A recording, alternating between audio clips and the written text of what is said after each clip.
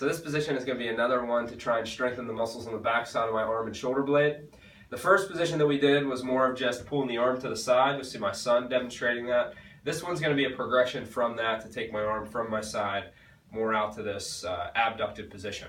So I'm going to lay on my stomach, laying at the edge of your bed, a couch. If your hand touches the floor, it's not a terrible thing, but it's nice if you can have more clearance that it doesn't. So I'm going to lay down on my stomach.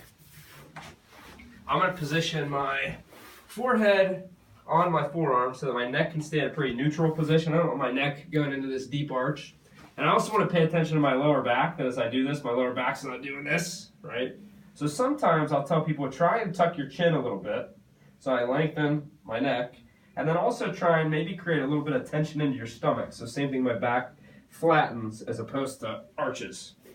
And I have this arm dangling off the edge. Now, just like the other exercise that I've demonstrated, I'm going to take my arm straight back with my palm facing the floor, and as soon as I get to parallel to the floor, rather than continuing to lift, right here I'm going to squeeze my shoulder down and back, squeezing down into my armpit. You'll notice that I take my shoulder away from my ear, right? So I'm kind of reaching down towards my feet.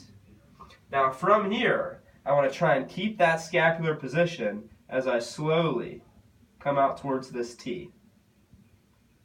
And then slowly come back. And I can come back down, give myself a little break, even reach the fingertips to the floor to give myself a little stretch. So same thing, coming back up, parallel to the floor, reaching down towards my feet, trying to keep that downward positioning of my scapula as I come out. A lot of people as they come out are going to want to do this. You really have to keep that shoulder down. And then back to the side.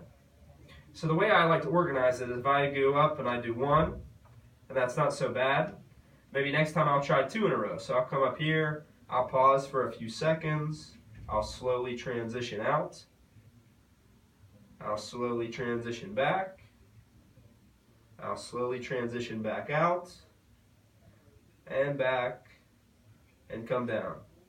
This is more of an endurance exercise, so I'm really never looking to add a ton of weight. I mean, 1 or 2 pounds max is probably ever what I would add in here. But maybe gradually ramping up the endurance. Like I did 1, then I did 2, and next time I could do 3. And I'll probably hit a point where I'll say, I just did 3, no chance I could do 4. And that's where I would stop and do the same thing on the other side.